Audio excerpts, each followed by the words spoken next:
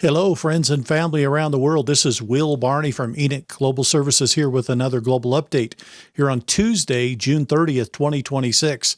We're excited to share some more information with you this week. America is celebrating its 250th birthday this week, and there is so much to discuss with these major historic events.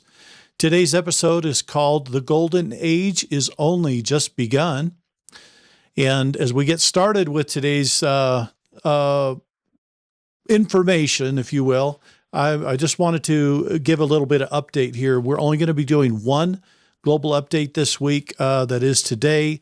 I have some travel later in the week that's going to preclude from doing a second one. We will be back next week with two global updates. We want to wish everyone a happy celebration. If you are in America for the 250th birthday celebration this weekend, there are major events taking place. And this is going to be the launch of what I think will be amazing things to come over the next few months as the Golden Age begins to unfold for all to see. So we're going to get started right away with our slides and move first to financial news. Ripple posted this today. Stablecoins are transforming how value moves, and interoperability is the key to institutional scale. We're proud to join OpenUSD as a day one integration partner, reinforcing Ripple's commitment to open multi-chain infrastructure that supports institutional adoption across the digital asset ecosystem. So another partnership for Ripple. This seems to be a continual story.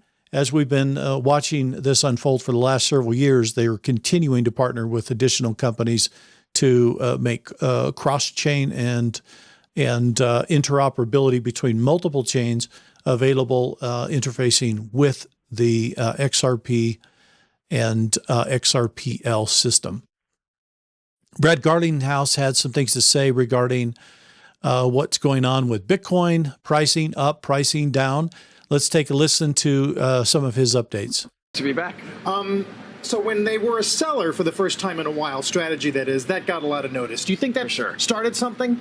I think it definitely started something. And, I think the challenge is it added some excitement on the way up, and now that's compounding on the way down as well. And so as we have seen, crypto is going to go through its cycles. Many asset classes do that. I think because they were using leverage, Michael Saylor would characterize it differently than leverage per se. But at the end of the day, it was leverage, and then you start to see that in a place that can actually compound negatively. I mean, seeing their the particular thing they have pegged at 100 now trade, I think 25% below par, is a pretty damning indictment, and I don't think that's helped the market. Yeah, a ticker, if the booth is wondering, that would be STRC, which we're watching closely. I mean, there's been a lot of ink spilled on how Saylor protects the preferred, protects the currency, and protects the equity. Do you think one should come first? Look, I actually think what should come first is focusing on what's going to drive long-term value. And I think that financial engineering does not drive long-term value. I said actually on CNBC 5 or 6 years ago that I thought the long-term value of any digital asset is going to be driven by utility. And if it's solving a problem at scale for real customers, you're going to see liquidity, you're going to see demand, you're going to see trust in that asset. Those things compound in a positive way. And I think if you're just trying to financial engineer and leverage and borrow more money to buy more Bitcoin, it's kind of like, look, I'm bullish on Bitcoin. I think I subscribe to the Warren Buffett expression of be fearful when others are greedy and be greedy when others are fearful. Now is the time, I think, to be greedy. But I also think, Team Michael Saylor wasn't focused on the right stuff, and that has hurt the overall market. So what do you think the utility of Bitcoin is now?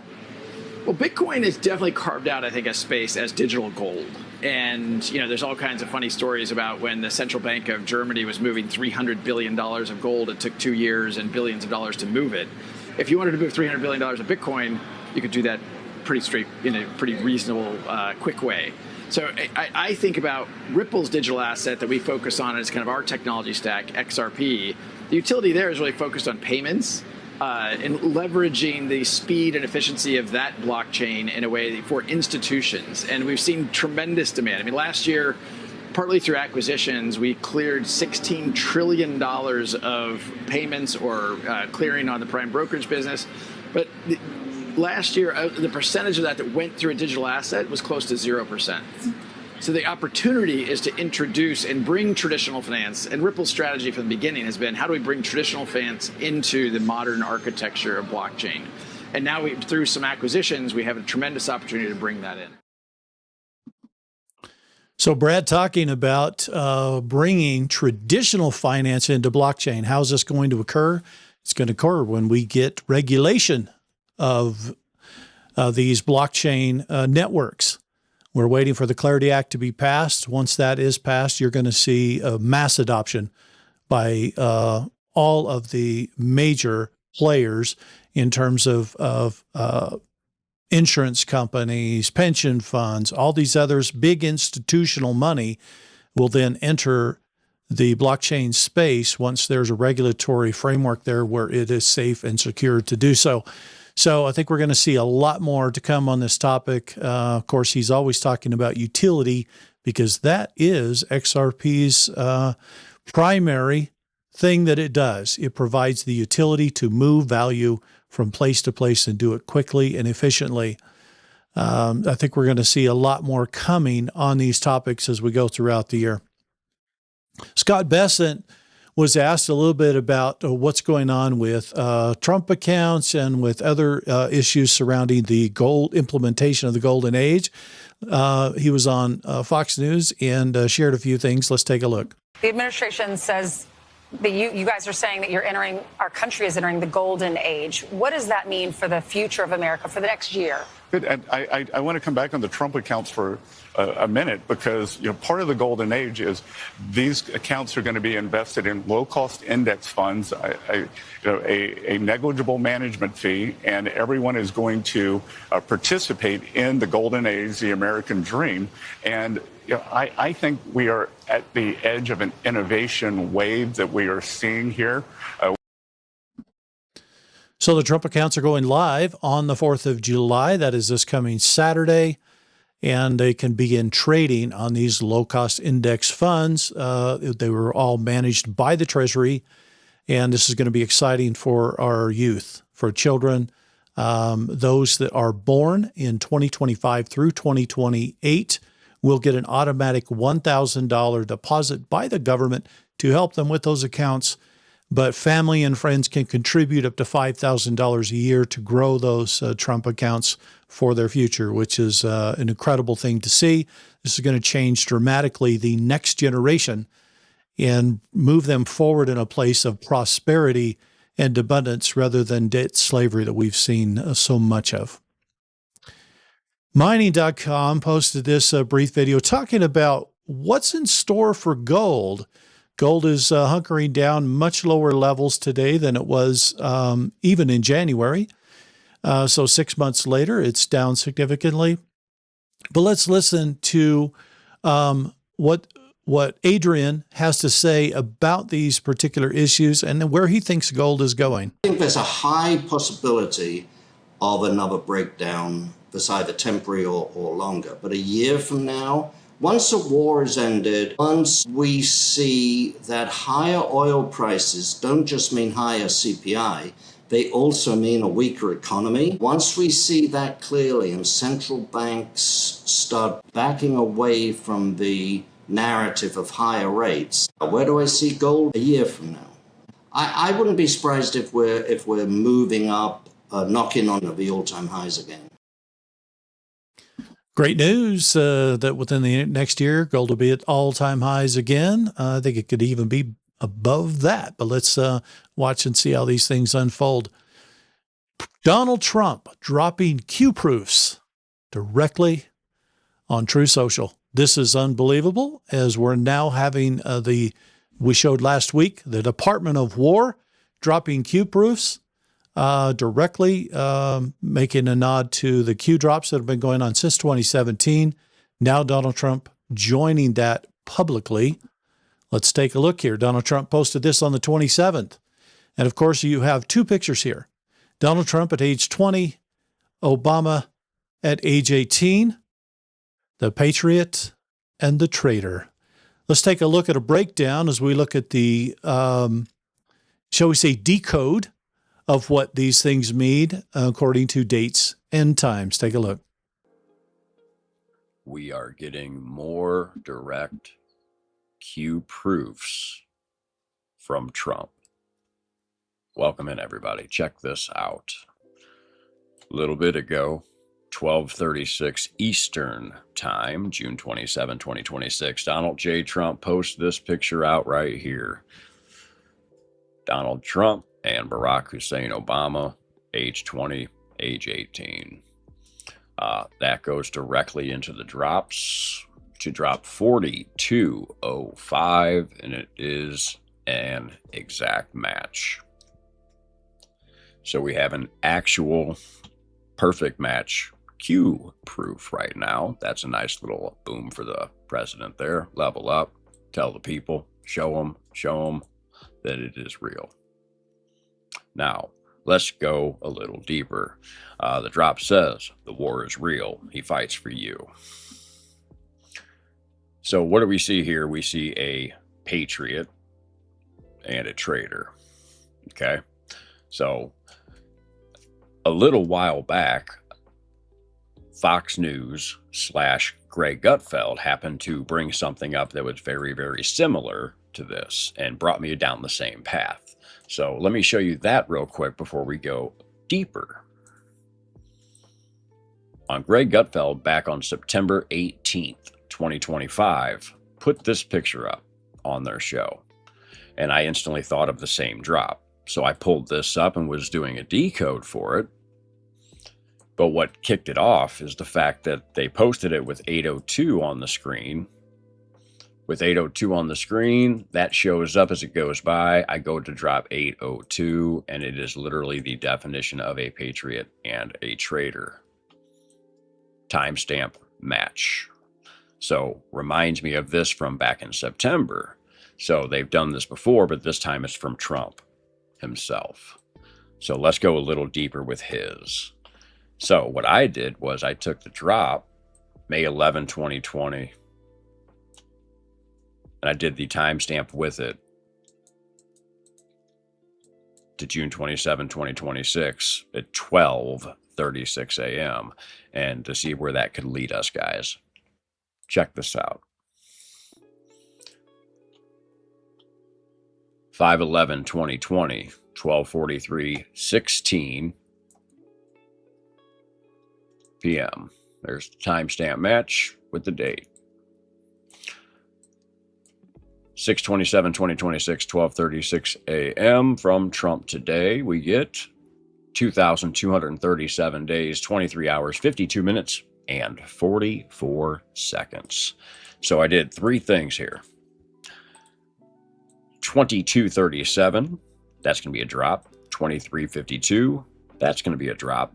And yes, we can use 44 as a drop, but I think it's also a little marker for the simple fact of, well, we're looking at, and what's leading us here is a picture with number 44 in it as well. So let's take a look at these two drops.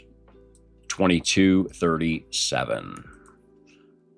September 20th, 2018, 3:23:36 or 15:23:36 p.m. History will judge you well. I would say that that would line up well with this. You have a picture on the wall in a museum, which this right here, if it was on a wall in a museum, who do you think they would judge better? This is perfect, and it's a picture from history. And in the picture here, it says the greatest military intelligence operation of our time. I'd say that's a pretty good match right there. Boom. Now let's go back. Let's do the next piece. Yes, we could go with 23 and 52, but I went with 2352 on my journey. 2352 is very interesting. October 6th, 2018. Judge K, highest court in the land. Law and order, majority, U.S. Constitution safeguarded. It was our last chance to save it. Non-force. The link, I will drop this in the post. A failed and corrupt political establishment. It is what I start every single show with, that I cover politics with. The Washington establishment and the financial and media. And And then it goes on with think HRC win, Supreme Court appointment, Supreme Court corrupt, tilt, LL. Now comes the real pain. Now comes the real truth. Boom, boom, boom, boom, boom. They want you divided. They divided by race, divided by religion, divided by culture, divided by class, divided by political affiliation. Divided, you are weak. Together, you are strong. This movement challenges their forced narrative. This movement challenges people to not simply trust what is being reported. Research for yourself. Think for yourself. Trust yourself. This movement is not about one person or a group of people. We, the people. Save the republic. Hatred and dissension in the nation will heal. Where we go one, we go all. Q. We got a boom, boom, boom, boom. Coming from the calculation, and yes, I will grab the 44, but also 44 is represented by Obama as well. Drop 44, November 2nd, 2017. Before POTUS departs on Friday, he will be sending an important message via Twitter. God bless. So Donald Trump posting more Q posts and Q proofs with an exact match to a picture from May 11th, 2020 from the Q drops.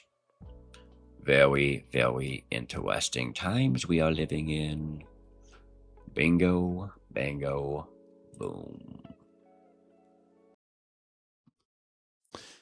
Thank you for the decode. MatrixSpecial.com. You can go there for more information as you follow many of these decodes. What's interesting about coming events is this week, Donald Trump is retracing his steps in a way of what he did in 2020.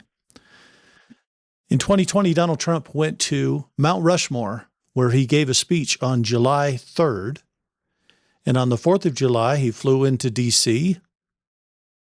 and he gave another speech there. And as he was talking to the people, he said, I signed the Declaration of Independence. He did not issue what that Declaration of Independence was. Could we see that presented this coming Saturday on the 4th? Let's take a look and see how that plays out, because Donald Trump is going to North Dakota to be there for the opening of the Presidential Library for Teddy Roosevelt. Isn't that amazing? Teddy Roosevelt was the president when the country turned 125 years old. Now, 125 years later, Donald Trump is the president. After he leaves that presidential library in North Dakota, he's going to go to South Dakota to Mount Rushmore, where he will give a speech again on July 3rd, after which he will go to D.C. for the big celebration, where there will be the largest ever flyover beginning at 1 p.m., 1:15 p.m. in the afternoon and going until 11 o'clock at night. Hundreds of military aircraft flying over throughout the day. Are they flying over as just a show of force, or are they flying over to keep everybody safe? I'll let you be the judge of that, but there's a whole lot going on here, folks. And there's big announcements we're expecting to come. So really cool stuff, a lot going on. Let's move on to the Supreme Court decisions, because in this decode, we just had some discussion about the corruptness of the Supreme Court, didn't we? So as we look at this, SCOTUS Wire posted this. The Supreme Court ruled that the 14th Amendment guarantees birthright citizenship to children born in the United States, including those whose parents are in the country unlawfully or only temporarily, striking down President Trump's executive order. What does this mean?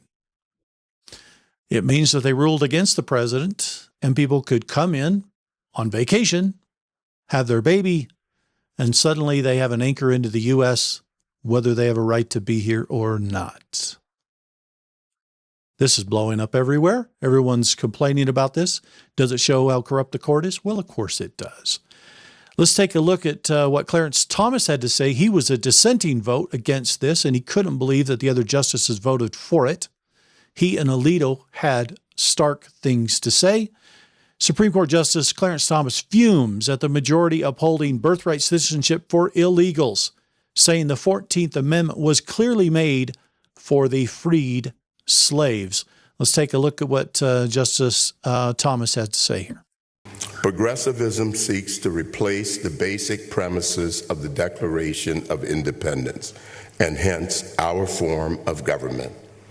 It holds that our rights and our dignities come not from God, but from government. It requires of the people a subservience and weakness incompatible with a constitution premised on the transcendent origin of our rights.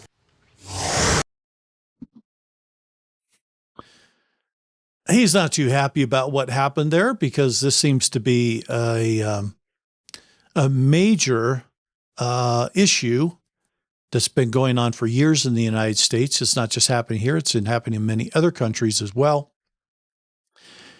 J.D. Vance weighed in on the subject and had some things to say about the importance of the Save America Act in light of this ruling. With the Save America Act, it could overturn what the Supreme Court said because it would provide a new law that takes care of that.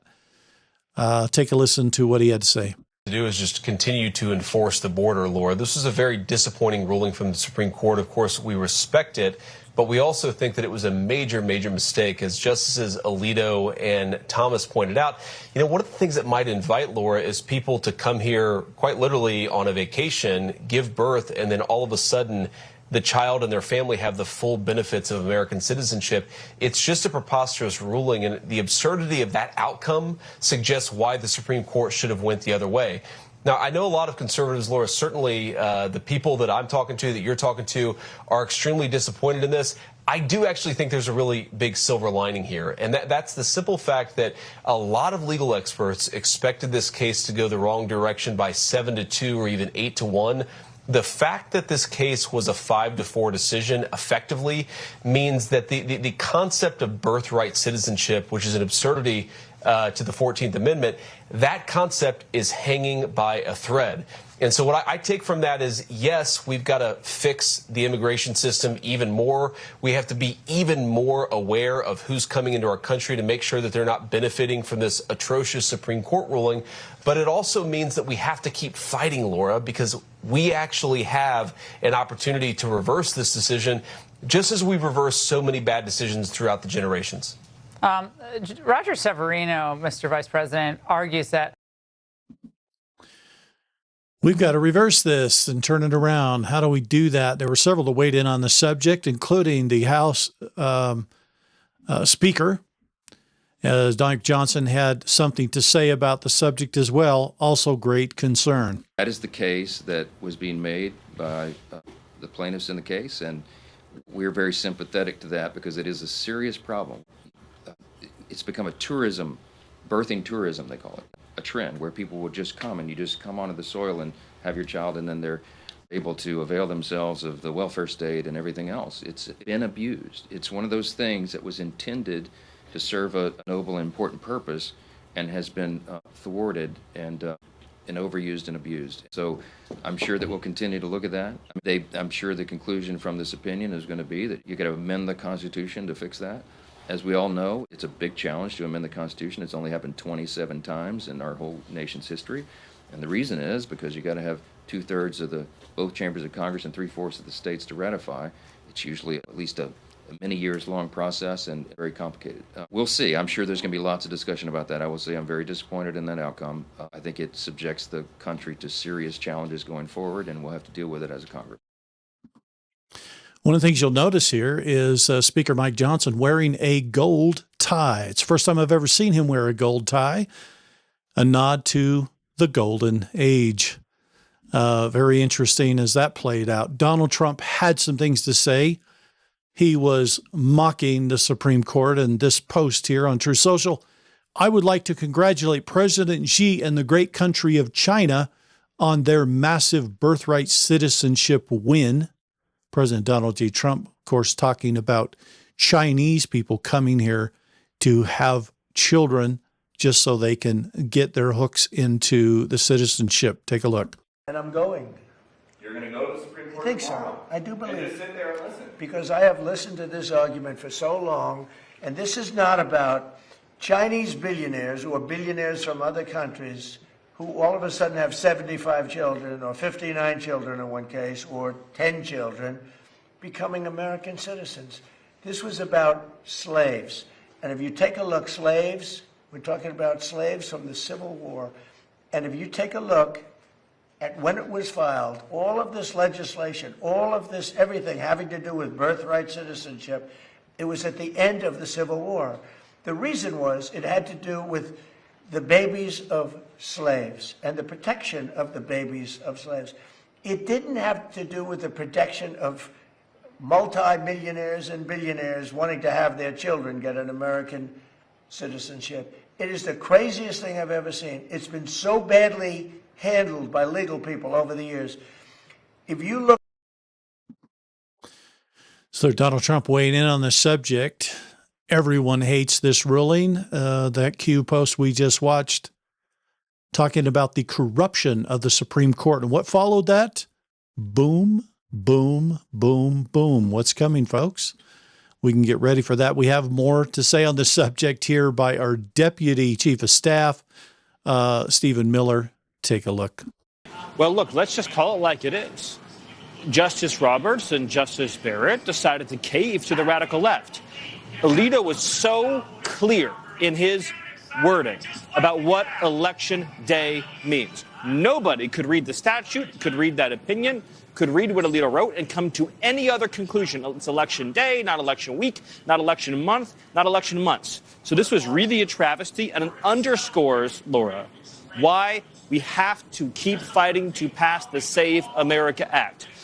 80 million Americans elected a Republican Senate majority, and they elected a Republican Congress to deliver on this fundamental priority. It must get done. 3 decisions were issued this week by the Supreme Court. Number 1, the birthright citizenship issue, which we've just been discussing. Number 2, the right that states have to extend their voting for days afterwards while they count the fraudulent votes. Can you believe this is happening? Talk about corruption of the Supreme Court. Number 3, however, did turn in Donald Trump's favor. Donald Trump posted this: today's historic slaughter decision by the Supreme Court is the greatest increase in presidential power in the last 100 years. Such a monumental ruling at such an important time. President Donald J. Trump. Let's take a look about what this means.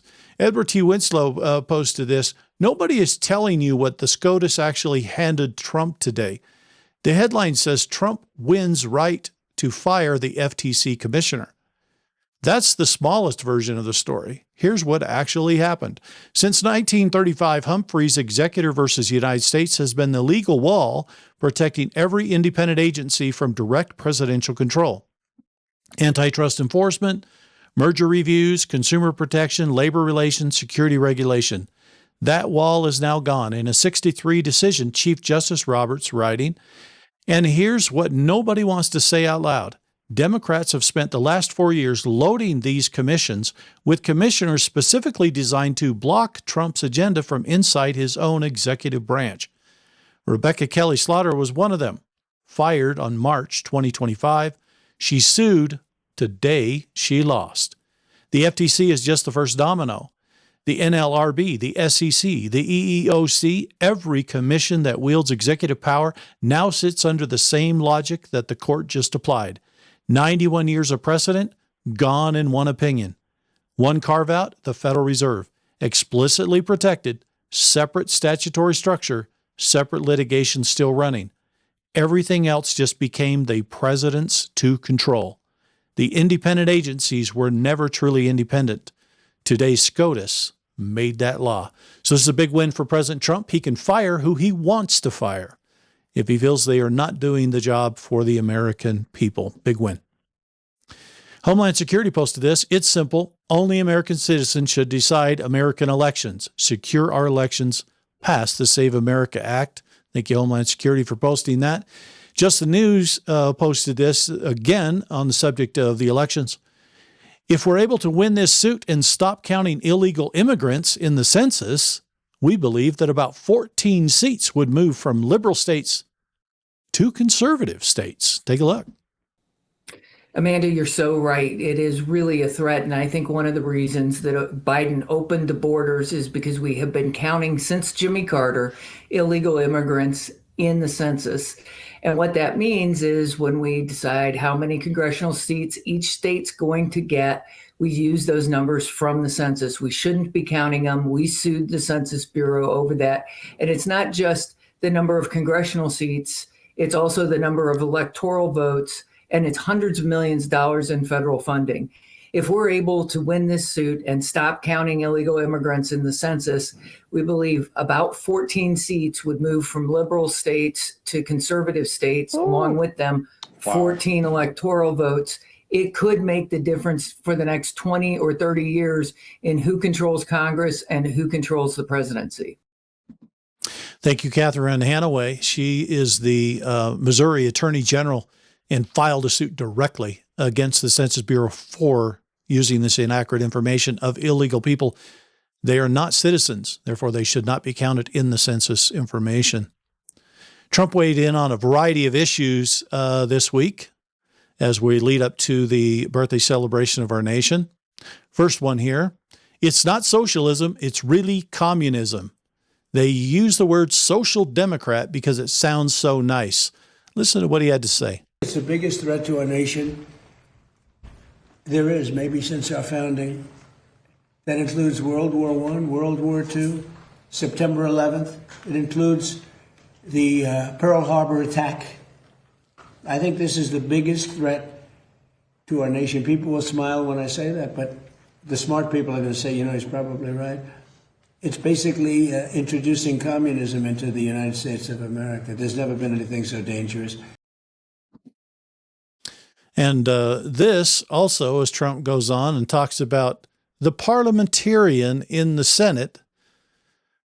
Of course, the Senate has been bogged down for a long time with all these issues of this parliamentarian issue, creating the filibuster that seems to be stopping every piece of legislation that goes through there. Trump had something to say about this person that's being the roadblock. They can be removed at any time. The leader of the Senate has the right to fire the person and just appoint someone else. Why doesn't John Thune do that?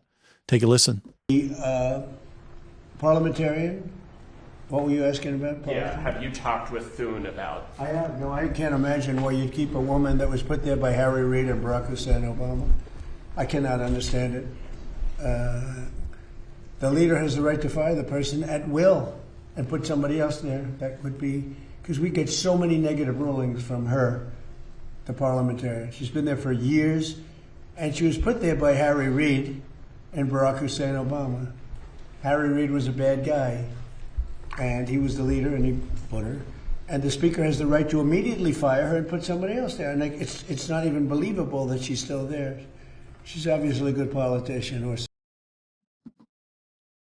So incredible what we're seeing there. Explains a lot with the quagmire in the Senate. They can't seem to pass the Save America Act, nor can they pass the Clarity Act, as they're bogged down with a parliamentarian that is clearly corrupt. Donald Trump weighed in on the reflecting pool issue.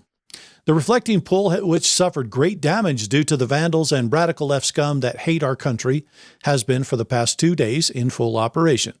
It looks beautiful. After the July 4th, we will release the water, fix the damage done to the very expensive waterproof matting with the use of sharp knives and muscle, including the 350-foot gash along its right side, and have it looking as good as new as it was 2 weeks ago, when it was absolutely perfect. This will all happen very quickly. Security is watching very carefully for the almost 70 other monuments, statues, and fountains that we renovated throughout Washington, D.C. If anyone attacks any of them, they get as much as 10 years in jail. In any event, go check it out. The reflecting pool is magnificent. Thank you for your attention to this matter, President Donald J. Trump. And there have been people arrested, multiple people arrested for this reflecting pool issue already. We don't know how many years in jail they're going to get, but it's looking like they're going to throw the book at them. Donald Trump then posted this about the price of gasoline. He's not happy with how high it is since the price of oil is dropping very quickly. Gasoline retailers must get their prices down immediately. They're too high considering that oil is now just $68 a barrel and heading south. The retailers must quickly react to this statement and do what they know is right. Drop your price for our great American people! Exclamation point. There will be no gouging, which is totally illegal. If retailers don't do this, big problems lie ahead. Start targeting around the $2.50 a gallon number, and California should stop charging such heavy taxes on their gasoline. Soon the tax will be higher than the product itself, and the United States will not stand for it, nor will the people of California who are being abused by these ridiculous taxes and by their own government. President Donald J. Trump. Thank you, Donald J. Trump, for standing up for the people to push this down. We would like to see $2.50 a gallon be much more reasonable. This was interesting. President Donald J. Trump posted this: a golden gift to the White House for its 250th birthday year. Of course, the eagle has been gilded in gold. Thank you to Donald Trump for this gift to America. Beautiful, isn't it? Donald Trump posted this. Free Tina became the rallying cry of the Republican Party over the past 2 years. Tina Peters just came to the White House to thank me for getting her released from prison in Colorado. She was put there because she found election fraud, but instead of arresting the people that committed the fraud, they arrested her. They gave her 9 years in jail, and she served 2, much time in solitary confinement, along with hardened criminals and murderers. And then I got the Republican Party into gear, and she was released. Tina is 70 years old, suffered a major bout with cancer, but hopefully is now cancer-free. What she went through should never happen to anyone again. Just think of it. She caught the Democrats cheating, and they put her in jail for voter fraud. They didn't want her out there speaking to the media. She knows that the voting machines are rigged, that the mail-in ballots are a disaster, and that our elections are very dangerous and corrupt at the time when the threat of communism. We must be very wise and careful. It was an honor to have lunch with her. I was fortunate. My vote in 2024 was too big to rig, but they tried. There wasn't a thing they could do about it, but not everyone is in that position. Thank you for your attention to this matter. Make America great again, President Donald J. Trump.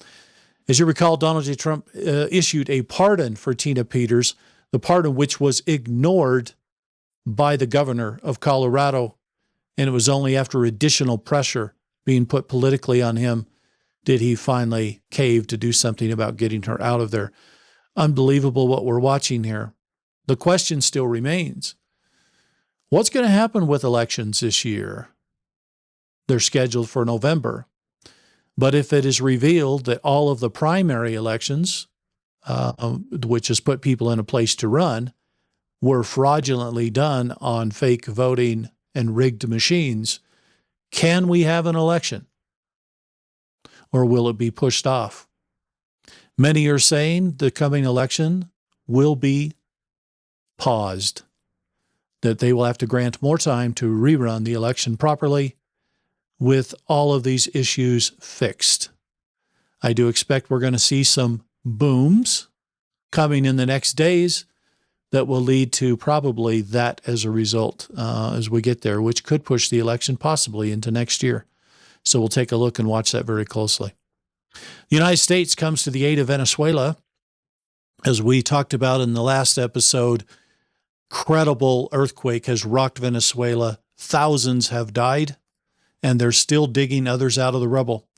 The Department of State posted this: we've got a fantastic, massive response going on under the direction of President Trump, and the turnout has been absolutely amazing. Let's listen to the work that they're doing. American crews, both the military and also from Virginia, California, and Florida, are doing everything they can to work with the State Department and try to save whoever they can. So I want to bring in John Barrett, the Chief of Mission for the U.S. Embassy in Venezuela. La Guaira, which is about a 30-minute drive from where we are, Rich, that's where the worst of this is. You met those rescue teams yesterday. Tell me what you saw. That's right. I was out there yesterday, and the devastating is absolutely hard to fathom. This is the biggest earthquake that Venezuela has seen in 100 years. I'm from California. I've been in a lot of earthquakes. Nothing like this. But we've got a fantastic, massive response going on under the direction of President Trump.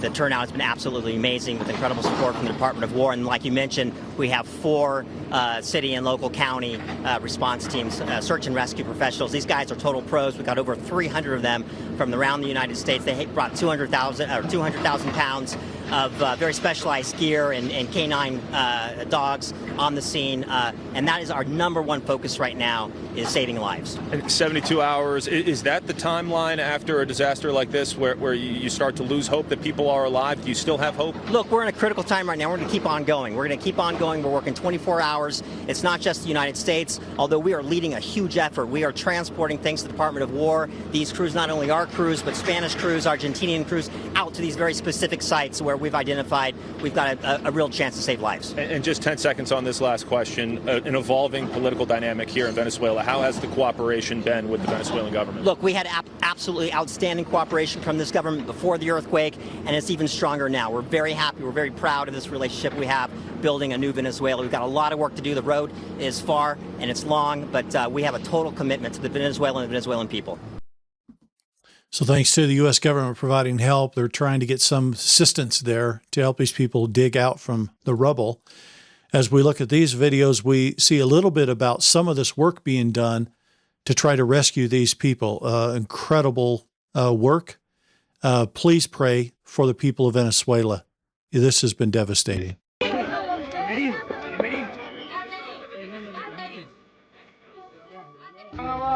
Han escuchado signos de ellos abajo. En este instante estoy llamándole todo. Por favor, hermano. Cótame todo. Cótame.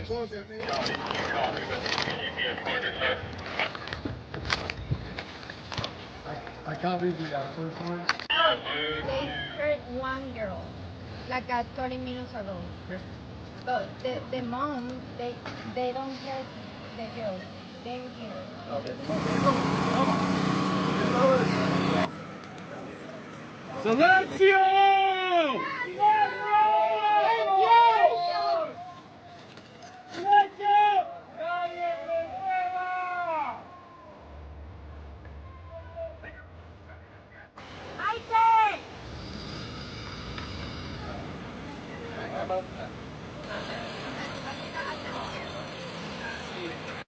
Hey, Morgan, take people down. Just heads up. Got 10 light. Bradley. Some of this stuff brings visual indicator. Listen, like, it was still standing. If you, I'm gonna let you clear a little bit more, and I'll come back.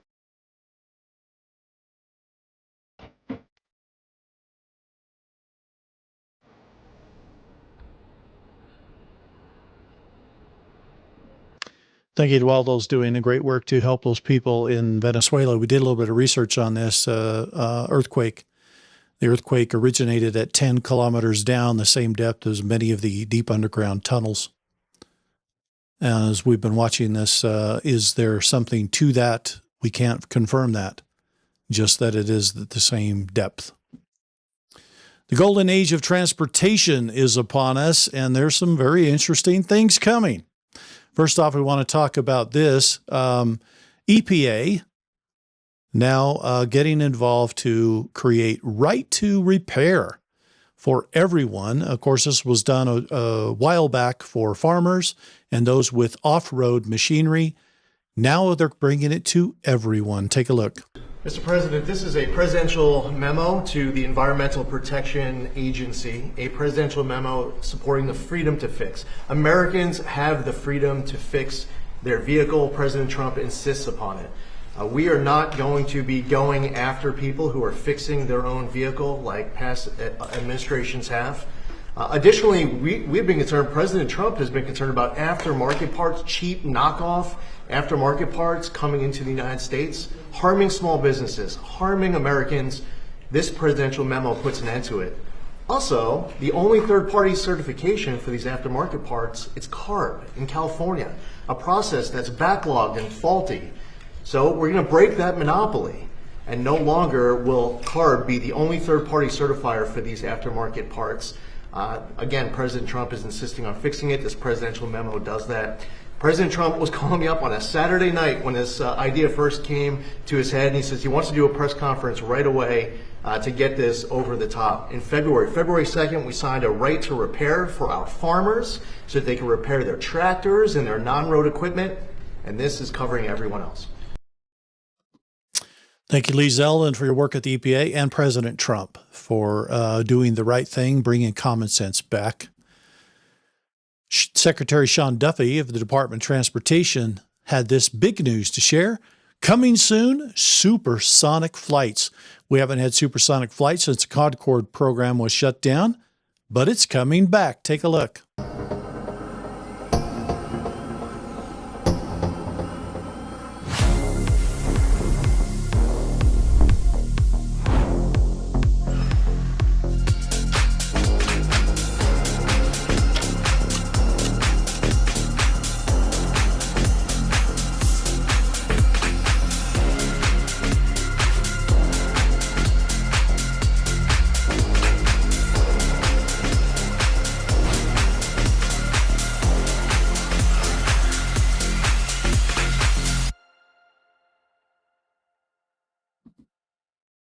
That's quite exciting. We'd love to see supersonic flight coming back, cutting an hour and a half or more off of the time of a flight from LA to New York City. Very interesting. They say everything is bigger in Texas, including the career opportunities. Sean Duffy was there to look at this training facility for air traffic controllers and all the work that they're doing there. Let's take a look at this brief video. You're going to get 18 million here in St. Angelo. You have great airspace, you have beautiful weather, excellent people. Your tower is very old. We were happy to announce that we have $1 million that has been given for a planning grant. What a great aviation school that you have here. A school, shockingly, that's been built from scratch over the last 5 or 6 years. I'm studying to be an air traffic controller. I'm currently a commercial pilot working on my multi-engine. I'm a soon-to-be graduate and a certified flight instructor. I'm currently pursuing my certified flight instructor instrument rating. We can't do what we do here without the support of the federal government. Thank you for being here today. So new changes in aviation continuing to come. Of course, the Department of Transportation has been working very hard on the new air traffic control system.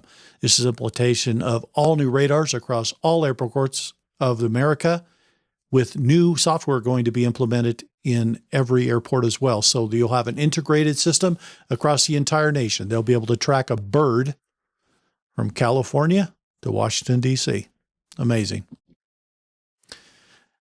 Department of Transportation said that 70 years ago, the Eisenhower interstate system transformed how America moves. Today, we aren't just managing it, we are modernizing it. The next chapter is here. Welcome to the golden age of transportation. President Eisenhower enacted the Federal Aid Highway Act of 1956. He was looking directly into the future of American need. Greater convenience for greater numbers of people, greater happiness, and greater standards of living. As our nation approaches its 250 years of American independence, we are choosing not just to look back on our milestone achievements, but to build upon them. There's a lot more that needs to be done. We want to build more projects. We want to build them faster. Under President Trump, under Secretary Duffy, we want to invest, we want to build, we want to expand. There are roughly 7,700 congressionally designated miles of interstate yet to be built. And in America, we don't fear the future, we invent the future. It is time to renew and upgrade this network for the next generation, making it faster, safer, more efficient, more innovative, and more productive. This is the very beginning of the golden age of America.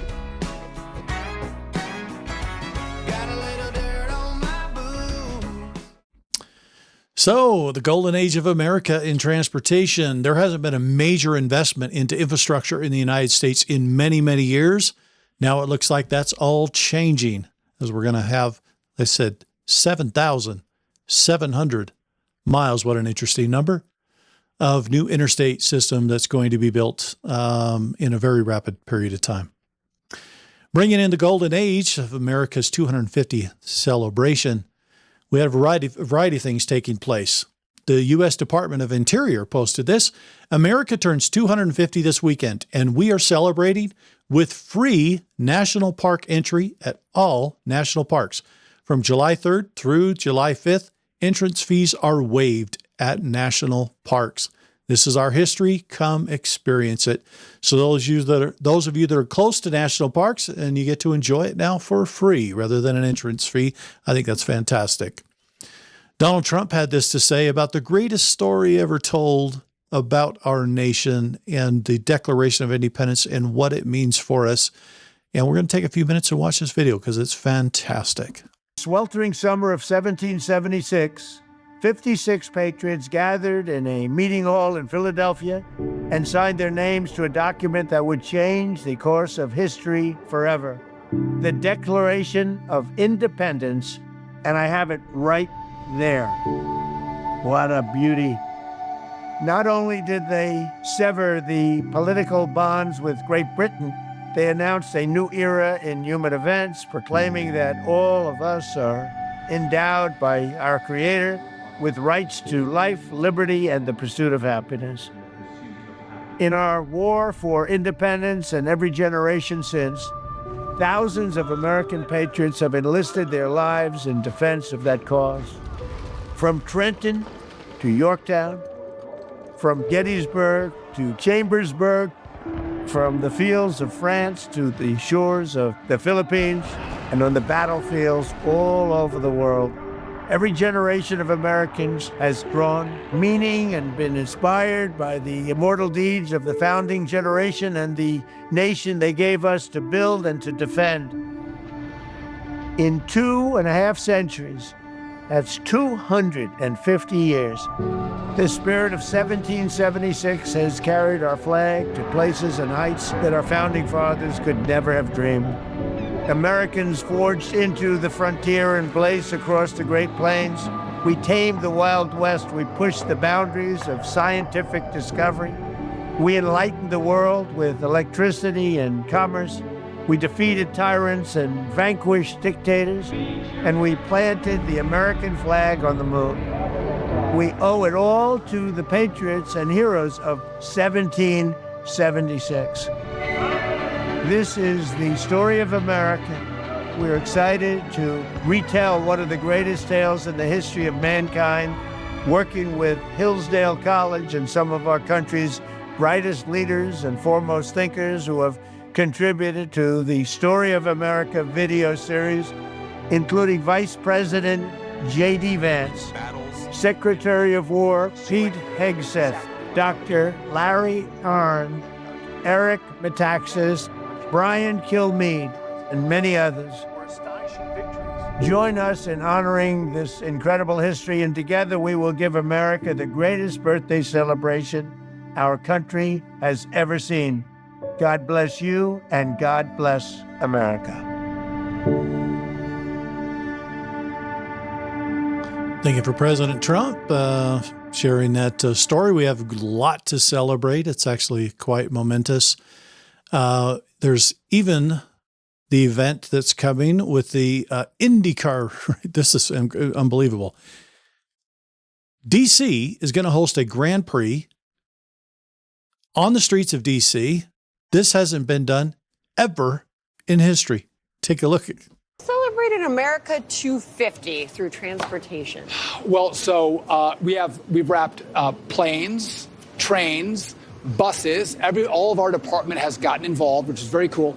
But don't forget, so 4th of July is big, but on August 23rd, around the mall, we're going to have a Grand Prix race. Indy cars, 185, 190 miles an hour. Last time this happened, it'll be the fastest commute in Washington, D.C. ever. It was, they did it in 1801 or 1802, and they raced horses. Yes. We're now doing Indy cars. I love it. So the celebration continues. What I love is the president has leaned into all of these different ways to celebrate. The fight on the lawn of the Capitol on his birthday was absolutely epic. Again, all that's happening here, what's going to happen with the race. It's a great time to be an American. Oh, by the way, 50 years of freedom.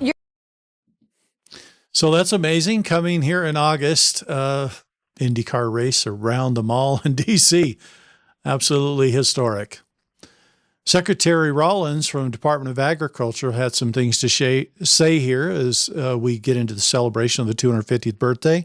Today, we cut the ribbon on the new Freedom Plaza and unveiled 13 new statues honoring the heroes of the American Revolution. For a time, it all seemed hopeless, the tearing down of the statues, the erasing of our great American history. But it also seemed hopeless 250 years ago. When the Patriots first waged the war, they were a ragtag band of rebels standing up against an empire with no real prospect of success. They didn't succeed, as we know, for the most part, for a couple of years. Casualties piled up, territories were lost, provisions disappeared. It wasn't until the summer of 1780 that the tide finally turned in the Americans' favor. Until that point, the odds were long and the cause was hopeless. But some causes are worth fighting for, dying for, and never giving up, even when the prospects themselves are so dim.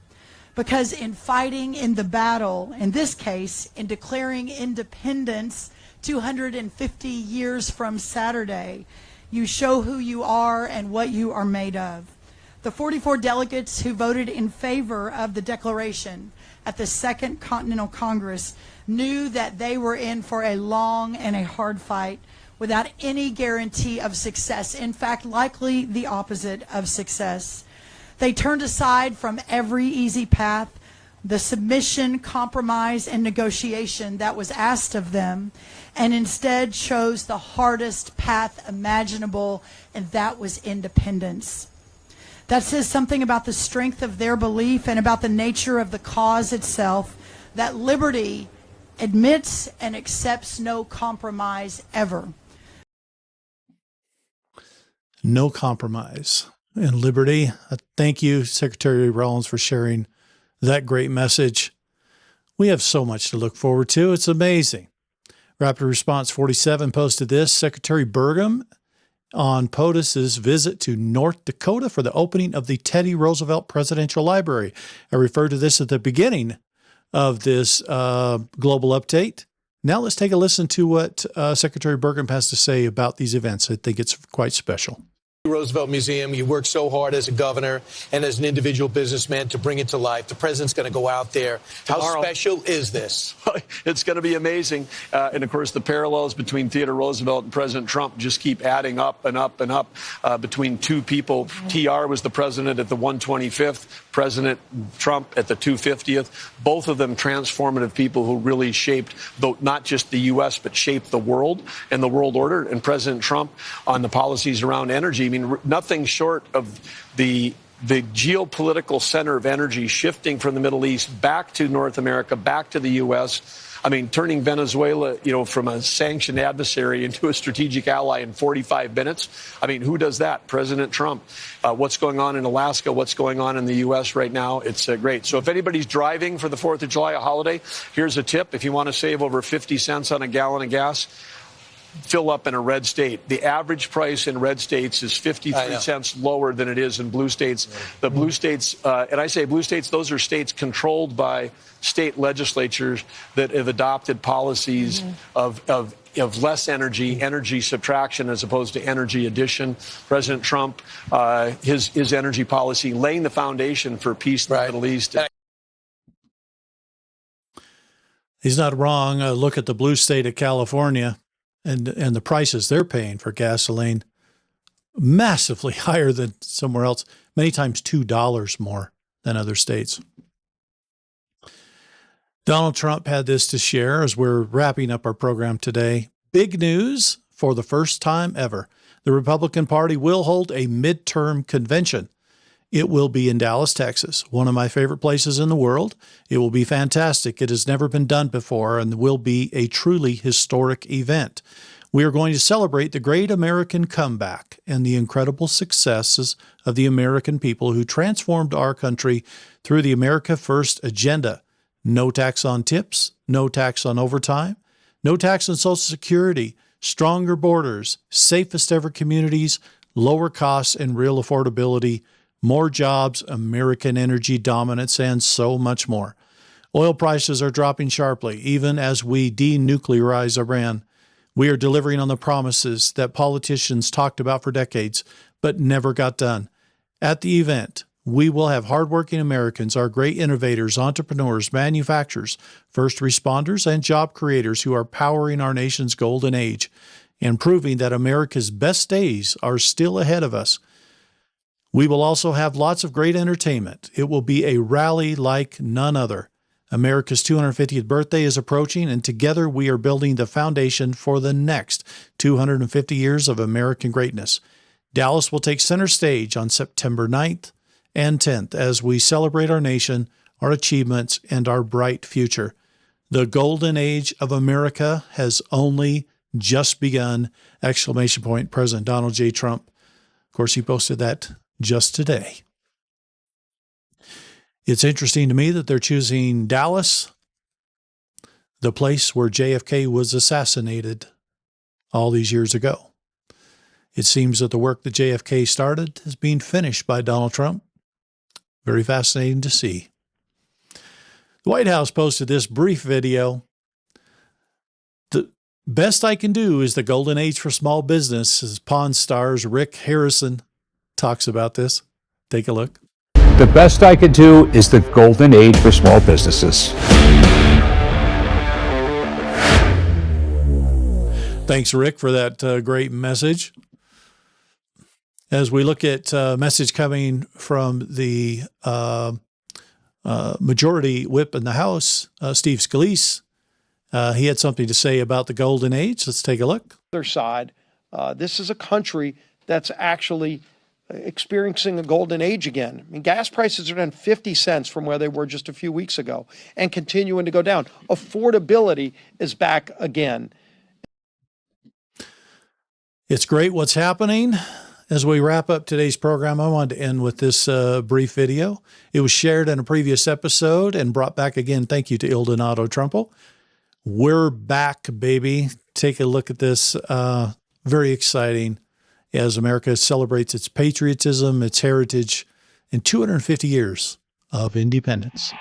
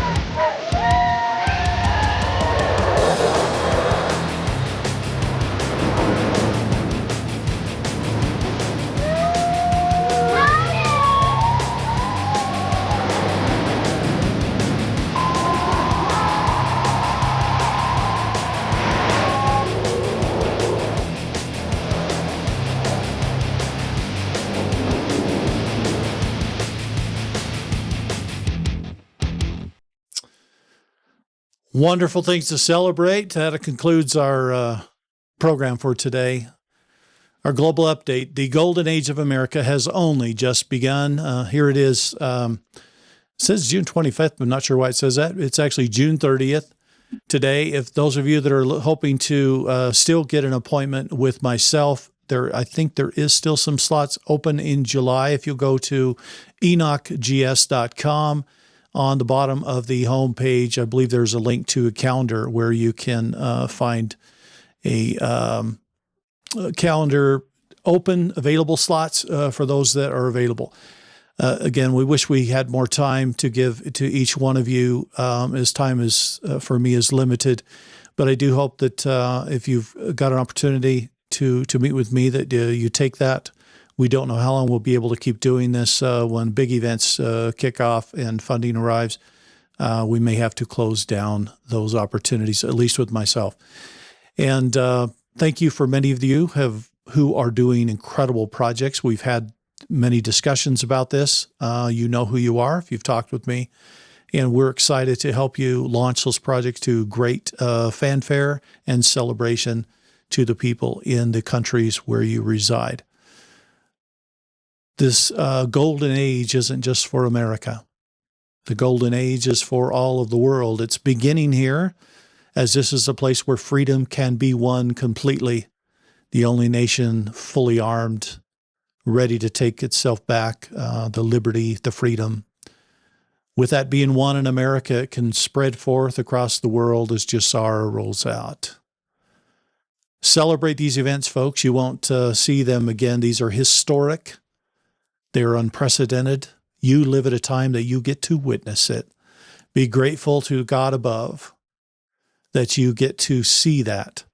As we give thanks for this beautiful country, we can't help but acknowledge God's handiwork in the Constitution of this great nation and what it means.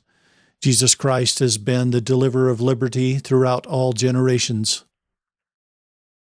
as he ultimately delivered us from all captivity, from the devil himself, that we might return home. We are blessed of all people, and this blessing will spread far and wide across the entirety of the planet as we all celebrate these milestones that are bringing in the golden age of mankind.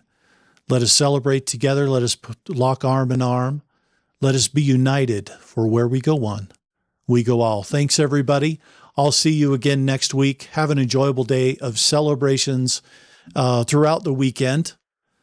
Stay safe. Be vigilant. Always, there are those that want to dissuade us from celebrating the way that we want to. Please keep your eyes open. We want to make sure everybody stays safe this holiday weekend. There are many places that are dry in the West.